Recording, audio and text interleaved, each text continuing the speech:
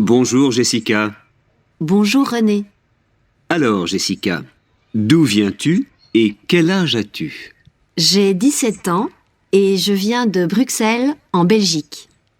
Je suis venue à Paris pour participer à la Coupe du monde des jeux vidéo.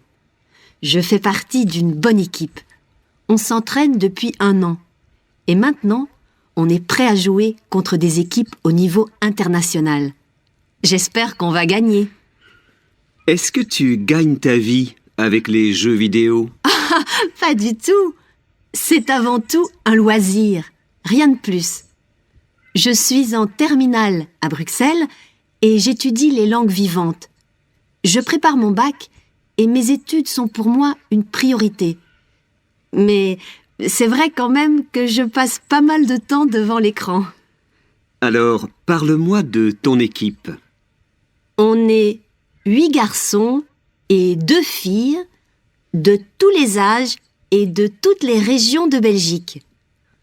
On s'entraîne ensemble sur Internet 4 soirs par semaine pendant 2 ou 3 heures. Grâce à l'Internet, on peut jouer contre des équipes qui sont partout dans le monde. C'est super!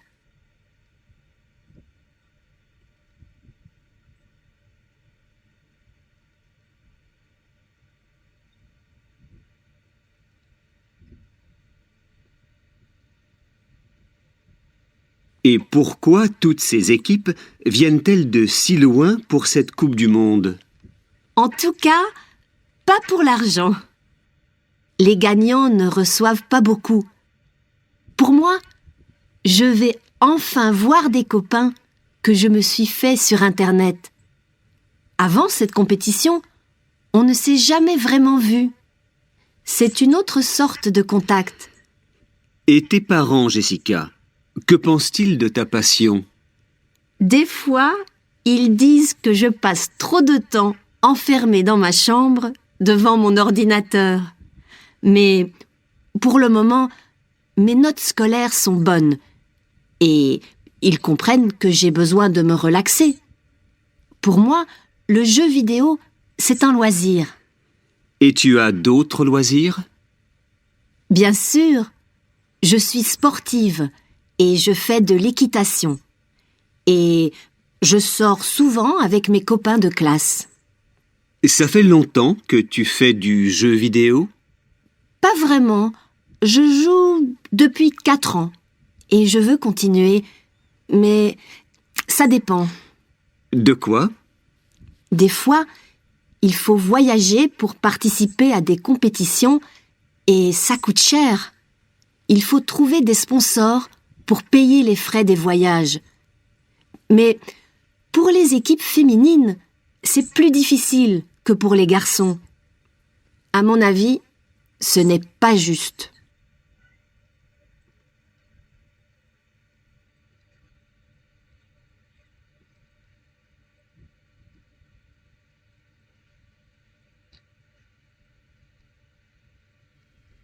Bonjour Maëlle. Bonjour Patrick. Alors Maëlle, veux-tu me dire où tu es partie l'année dernière et pour combien de temps? Oui, bien sûr. Je suis partie passer 10 mois l'année dernière au Canada, dans une famille à Toronto. Comment as-tu organisé ce séjour au Canada? Mes parents ont découvert l'association Vivre sans frontières grâce à une amie qui est professeure d'anglais. Cette association propose des séjours de 3 à 10 mois en Australie, en Angleterre et au Canada. Dans le pays étranger, on a une famille d'accueil où on loge et puis on suit des cours dans une école. Et comment t'es-tu préparée avant le départ? 1 an avant de partir, j'ai assisté à des week-ends de préparation pendant lesquels on m'a renseigné sur ce séjour et sur la famille. J'y ai rencontré d'autres jeunes qui partaient comme moi. Et après, à l'école, j'ai travaillé mon anglais avec mon prof d'anglais car il faut un bon niveau d'anglais.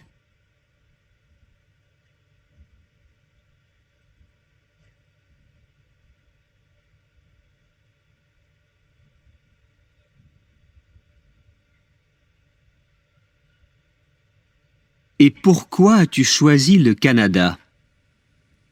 Pour l'Australie, ça faisait trop loin. Et l'Angleterre, je connaissais déjà. En plus d'améliorer mon anglais, je voulais découvrir une autre culture. Je ne voulais pas vivre une expérience touristique. Je voulais vivre comme une Canadienne. Une nouvelle expérience, quoi. Et ça s'est bien passé? Y a-t-il eu des moments difficiles? Au début, bien sûr. Les premiers mois, j'étais un peu perdue. Ça a été vraiment dur. Pourquoi? Ma famille me manquait énormément et je ne me sentais pas à l'aise. Mais comme ma famille canadienne était adorable, cela n'a pas duré trop longtemps. Je me suis habituée à la vie canadienne et à la nourriture différente. Le 3e mois était génial. Je me sentais tout à fait intégrée. Et qu'est-ce que cette expérience t'a apporté? Déjà, la langue. Aujourd'hui, je parle l'anglais couramment. Et aussi, ça m'a rapprochée de ma famille. Avant de partir, je n'appréciais pas assez mes parents. J'étais plus jeune. Que c'est bien de me retrouver chez moi.